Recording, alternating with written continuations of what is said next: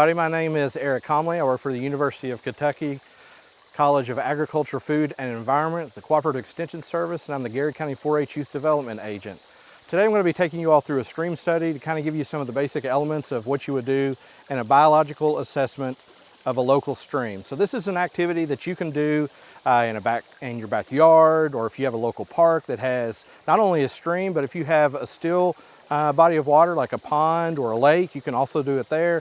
But just an activity that you can get out and kind of explore and discover some of the things that you have living in the water that we have here in Kentucky. So I'm going to take you through some of the elements, some of the different tools that you can use, and then kind of give you a demonstration of what you can do with those, and we'll go from there.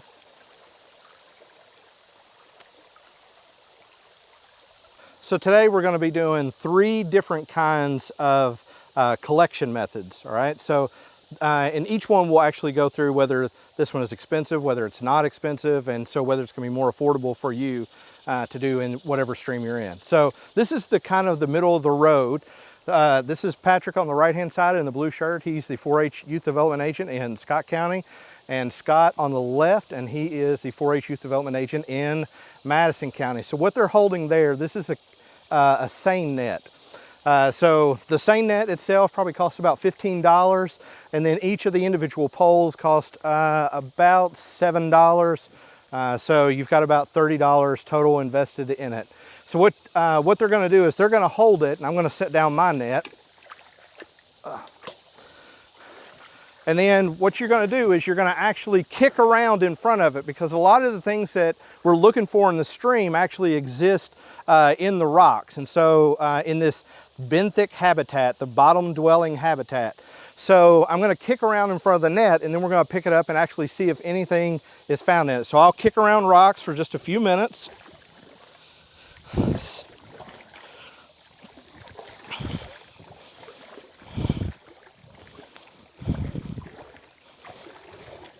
And then Patrick and Scott are going to pick up the net, and we're going to look through the net and see if we find anything. And if we don't find anything in this particular section of the stream, we're actually going to move to a different part of the stream so that we can make sure that we get something in our nets.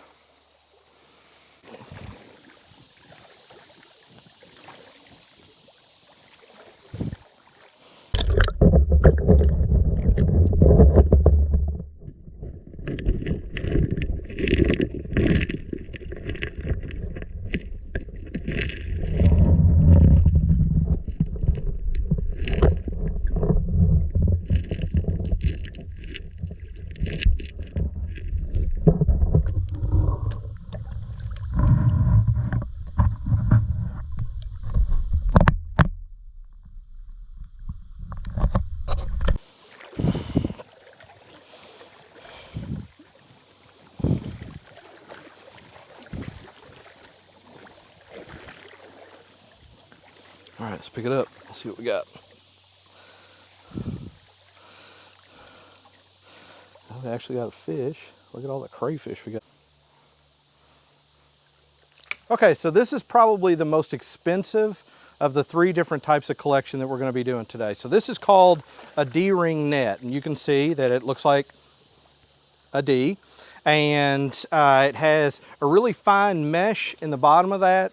I prefer the ones with wooden handles, but you know, that's completely up to you. It doesn't really matter.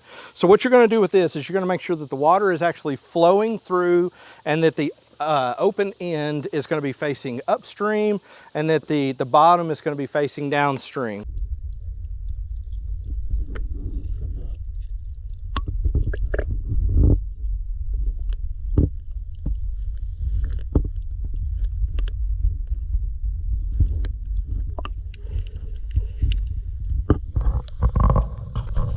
So you're going to kick around in front of this one. Kicking is kind of one of those preferred methods of collection. So we're going to kick around in front of it for a little bit, move some rocks around with our feet.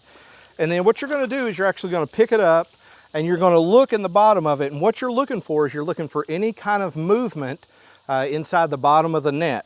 So I'm going to pick it up, and I'm going to look around and see. And I've got at least one little thing in here called a water penny. And so, so this is one type of collection method. We've looked at 2 so far. Scott's doing the same thing on the other side of the river. Scott, are you finding anything? Found a water penny. Nice. Okay, excellent. So we'll look at one more collection method here in just a moment. All right, just tell me when. All right, so the last collection method that we're going to be looking at today is the easiest and obviously the most affordable, and it just requires that you be able to get some of the rocks that are on the bottom of the stream or the river. Okay, so I've got my crew out here. We're just going to pick up rocks, and what you're going to do is you're going to pick them up. You're just going to take a look on the bottom of them, see if you see any movement, just like we were doing with the D-ring nets. And so we look and we see if we see any movement or we see something that looks a little bit out of place. This one has some snail shells on it, on this particular rock. So we've got some different things on the rocks, and you can actually see trails of where the snails are moving around. A lot of cool things, and this is really simple, really affordable. The next thing I want to get into before we get too far into this is some do's and don'ts. Now, Scott is notorious for being a prankster, so one of the things that you want to avoid is when somebody picks up rocks like these, is throwing them at somebody's feet or trying to splash them or whatever, because, you know, people will obviously get aggravated or upset with that. So we want to make sure that we avoid those kinds of things. The other things that we want to avoid is we don't want to spread out too far. You want to make sure that you can keep an eye on everybody, and if the water is moving too fast, the water looks like it's in a flood stage, or it looks like it's going to be too much for whoever is going to be in the water, you want to make sure that those people are safe, and so you want to keep them out of the water. If you do need to put a PFD on, a personal flotation device, a life jacket, then you want to make sure that you do that as well so that you can keep everybody safe. So those are just a couple of things that you want to make sure that you kind of observe your environment as well. Also, if there's any trash, there's nothing wrong with if there is trash, for you to be the person that picks it up, but please make sure that you check with, that you either have gloves on, or if it's glass or things like that, you may want to avoid picking it up directly with your hands. So those are just some of the collection methods and a couple of do's and don'ts that you want to be concerned about or be aware of when you're out in the stream, river, or creek, or on a pond or a lake. And so we're going to take a look actually in our tray and see what insects we've been able to catch all throughout the day.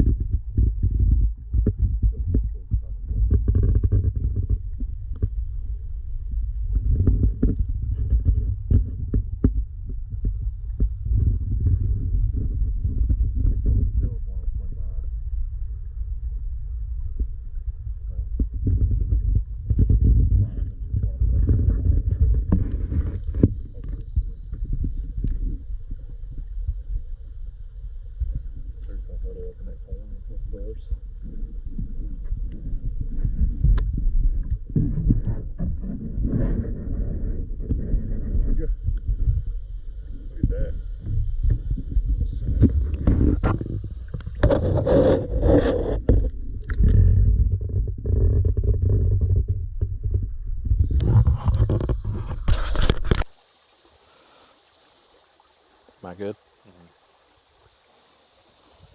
All right, so these are, we've got a white bucket here, filled it up with a little bit of water. You don't have to put this much water in it, maybe a couple of inches at the bottom, and that'll work. And I just want to kind of give you an idea of some of the things that you may find in a stream. First thing, these big things that you see moving around here, these are Dobson fly. These are Dobson fly larvae, or Helgramites. They're also called go devils. These are excellent fishing bait. And but you see all these prolegs are on. This is actually an insect, and it's in the larval stage. It's got a pretty good set of jaws on it, and so I would encourage you to look up what an adult Dobson fly looks like, because they're an impressive insect. So we're going to put these back in here. Now, these are kind of middle of the road. The reason we do these biological assessments is the insects can really tell us a lot about what's going on in our water system. So This is one that we find in the old system. It used to be that this one was said that it was really clean water. Now this one is kind of middle of the road, and we actually have found several of these in this particular stream that we're in right now. So I'm going to put this one back in here and see what else we can find. Okay. Well, maybe. All right. Now this one here, this is a type of mayfly. Okay. All right. And this is a type of mayfly, and I know that because if you look at the tail, you see that it has 3 tails there at the end, okay? You can see the gills that are on the outside of the body, all right there. And so this one actually, mayflies are in the order Ephemeroptera. And so this one actually tells us that the water is really, really healthy, okay? So when we find mayflies, and you're going to find several different species of mayflies possibly, but when we find mayflies, this is a good indicator of biologically clean water, okay?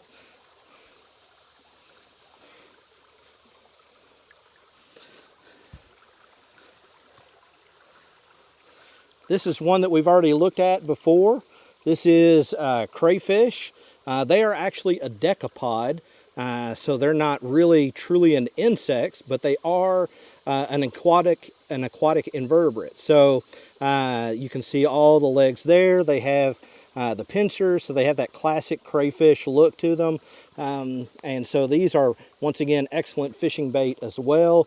So I'm going to put this one back in our bucket.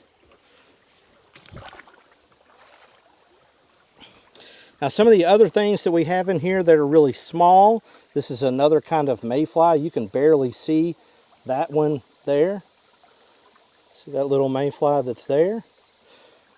Okay. And we've looked at some of our freshwater clams that we have here, and this is actually Corbicula. This is another one of our Japanese clams. We also have, and probably the most endangered group that we have in our stream systems are snails.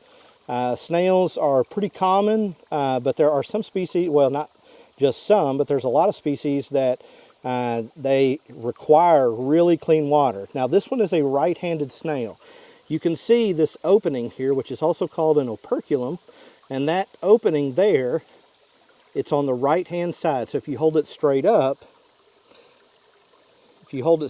and look at it, inside. So this one is actually a good snail for us to be able to find in our stream system, okay? Now some of the other things that we have in here, and I'm not going to go poking around in there, but we do have water pennies in here, which is what Scott found earlier. We have a stonefly that's in here, and stoneflies and water pennies are both indicators of really good water quality. So there's a ton of different things that we'll find. We'll put some information out there as far as what you can use. We'll also do an indoor version of this activity so that you can have that for your classroom. If you have any questions, just let us know.